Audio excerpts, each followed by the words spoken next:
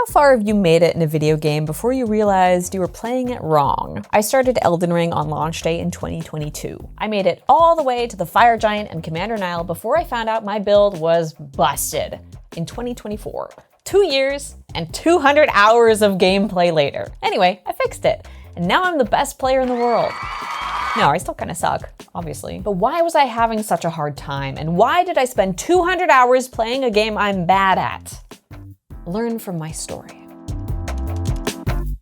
First, some context. I am not good at games. Some people are surprised by this, and other people are like, of course you're bad at games. You're a games journalist. Anyway, this is important because I've always loved games, but I didn't grow up with consoles. I played PC games like Age of Empires 2 and Fable 2. And while my brother spent many hours getting proficient at Counter-Strike when we were teens, I spent a lot of time doing missions with my real-life friends in City of Heroes. Gender. All this to say, in my ripe old age, dexterity is something that I struggle with.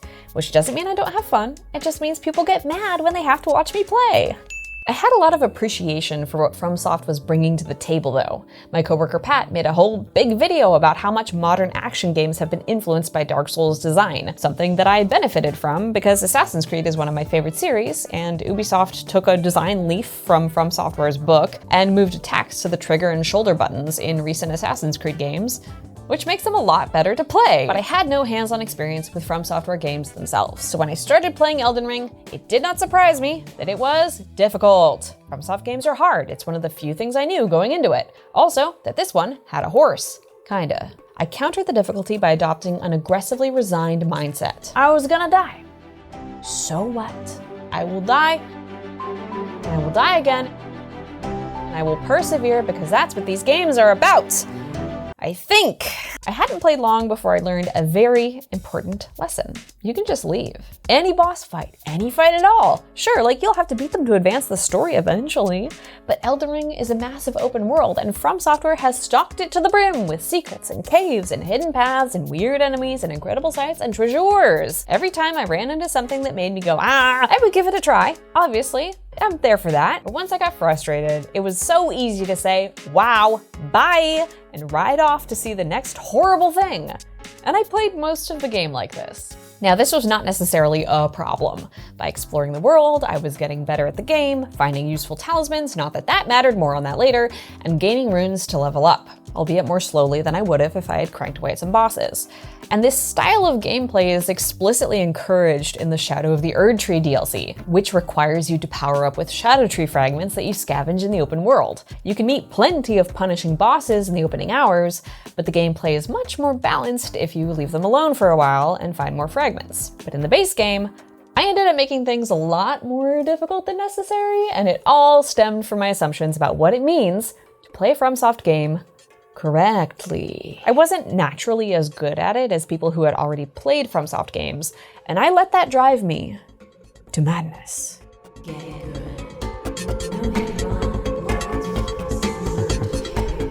First, and this is the dumbest thing I will ever say so far, I had, and still have, thousands of golden runes just sitting in my inventory. It felt like if I used them to level up, I'd be cheating by making the game too easy on myself. About that. Second, I internalized the idea that blocking is bad. Part of this was honestly well-intentioned. When I watched back the footage of my fight against Margit, I noticed that not only was I heavy rolling because I didn't realize that equipment loads were a thing, I was reflexively holding up my shield even when I didn't need to because I was afraid of Big Hammer.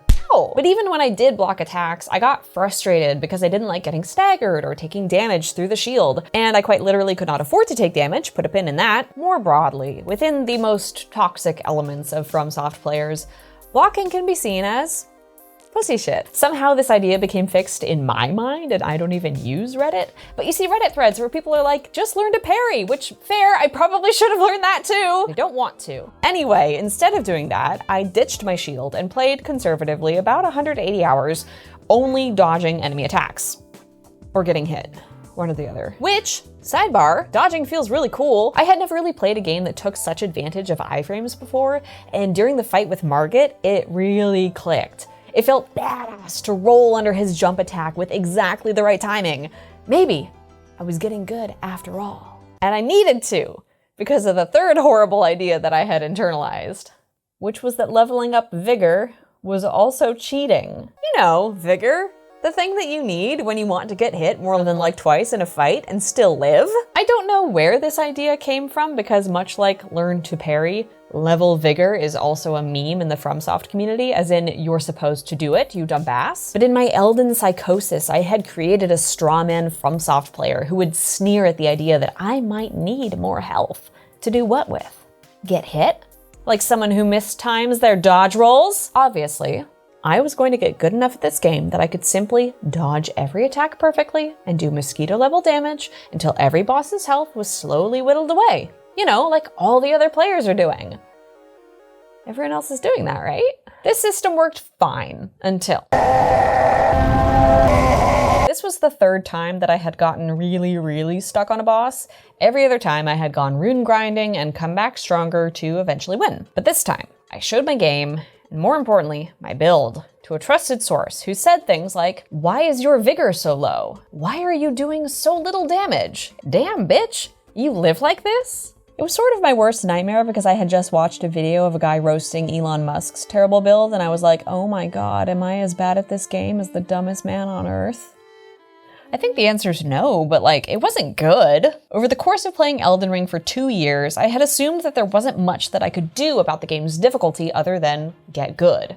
I was also doing the Elden Ring equivalent of Goku's high gravity training and ignoring almost all of the tools that the game had handed me to control the difficulty myself. Short summary of those things: forgetting to swap out talismans, forgetting to change the blessings in my physic, hoarding runes in my inventory, hoarding smithing stones, refusing to block, refusing to level my vigor. The funny thing is, as I was writing this script, The Guardian released an interview with Elden Ring creator Hidetaka Miyazaki, where he says, and I quote, "I absolutely suck at video games." You and me both, brother. So my approach or play style was to use everything I have at my disposal, all the assistance, every scrap of aid that the game offers, and also all the knowledge that I have as the architect of the game.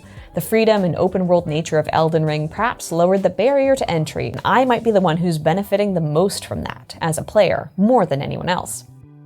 Anyway, it's kind of mortifying to find out that I've been playing this game wrong and bad for 2 entire years of my limited time on Earth. But guess what? As dumb as all these mistakes are, I love Elden Ring. I spent 2 years having fun with it. And mere days before the DLC dropped, I used my respec vigorful build and fully upgraded Blasphemous Blade. Using the Mimic tier, by the way. That's another thing I wasn't doing. Turns out that really does make things easier. To finally kill Mohg so that I could keep going. Don't fucking ask me how I'm doing with the Fire Giant. This is part of playing FromSoft games, maybe the most important part. You learn that there is a much easier way to do things. Sometimes that does mean running away. And sometimes it means getting a reality check about the psychoses that you've absorbed from the internet. Or both. Both is good.